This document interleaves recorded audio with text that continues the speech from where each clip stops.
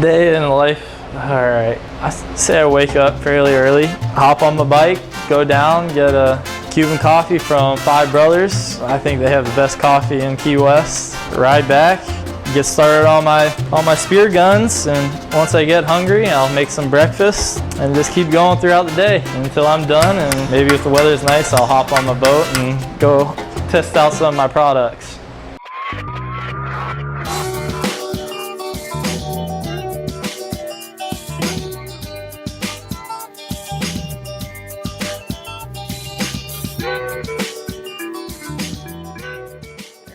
Oh, I've spent quite a bit of time on the water. As being young as I can remember, I've always been going down, fishing out at the pier and getting on the water as much as possible. Do you remember your very first spear gun? I didn't start out with the spear gun. I started out with my yellow fiberglass pole spear, shooting hogfish and groupers in the backcountry, the Gulf of Mexico.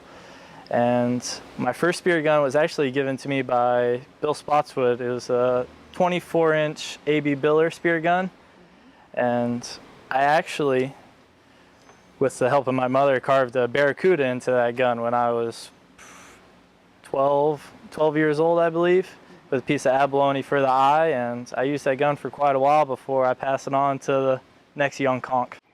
Did you catch anything with that spear gun? Oh yes, I believe I shot my first grouper with that gun, hogfish, and good taste and stuff. What inspired you to start building, crafting your own spear guns? Growing up in a house right next to the art studio, I've always been using tools, and I guess you pick things up without even knowing it, especially as a young kid. And I eventually came to a dilemma: either buy a new spear gun or build one. I mean, my mother's a wood sculptor and my parents built a sailboat by themselves, so figure I could build a spear gun. So when I was 15, I got a big block of African Paduke wood for Christmas, and I built a 52-inch AB Biller style gun with, again, another barracuda carved into the side of it, and I used that gun for quite a few years, up until college, I believe. So after you created your first spear gun and you used it for many years, biggest fish you caught with it? Actually, during my first art opening, I was selling a spear gun, and I told myself if it wasn't going to sell, I'm going to take it out and try to shoot some wahoo with it. And we went out on a cold winter day and shot my first wahoo, which was 40 pounds. The next fish that I shot that day was a 65-pound wahoo, and it was a fish of a lifetime thus far. I've never spearfished before, and I know there's lots of other people out there who haven't spearfished before. So kind of describe to me the whole spearfishing experience.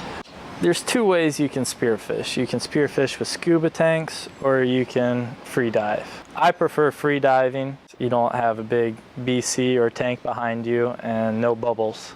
So you can enjoy the fish and the underwater life a little bit better, I believe. Advice for people who have never spearfished before? It's definitely one of the coolest things I've ever done, and I'm obviously hooked on it. So I would definitely recommend getting out and trying to spearfish.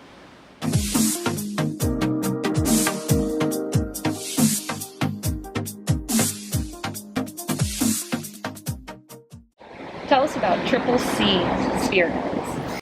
Well, Triple C Spear Guns is my spearfishing company. I build spear guns out of the finest materials. I prefer local hardwoods such as teak, Cuban mahogany, and whatever else I can get my hands on. My goal is to build a custom spear gun for the person. I've been making a lot of guns custom to order, so someone will come to me and say, I would like a spear gun, can you make it this length? And I want to hunt this type of fish, and I make a gun for them to their specs and whatever they want on it.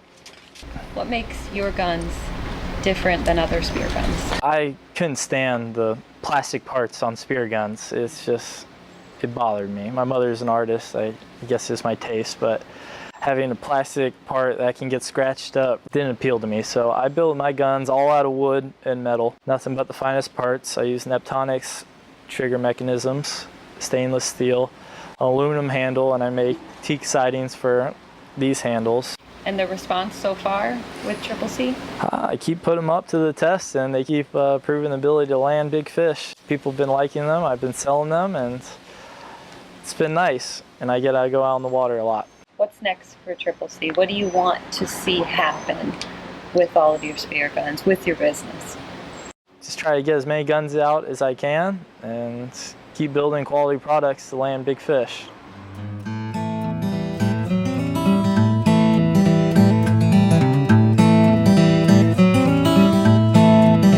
It's a pretty extenuous process depending on what type of wood I use. I like to get a gun done in about a week and a half, but it's a little bit hard to tell since I'm working on quite so many guns at the same time.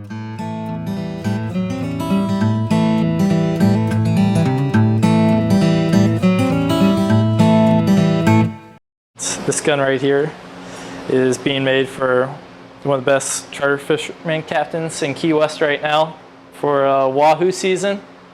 This Chris Mendola on Far Out Charters. He's a good buddy of mine, and we go out and do pretty well. I like to involve the customers with the gun build. So I'm gonna have Chris come over and check out the gun, make sure everything fits. I hand make the handles, so make sure the handle fits nice for him. I laminate each and every board.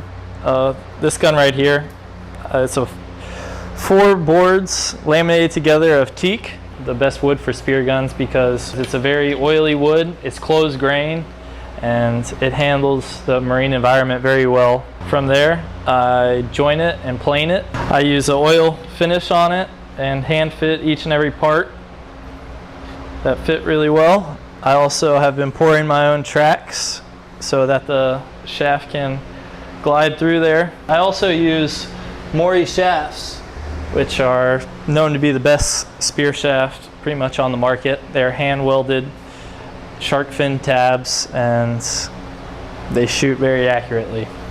With the enclosed track, where you point it, the spear will go. I use stainless steel trigger mechanisms made by Neptonics with an auto resetting line release.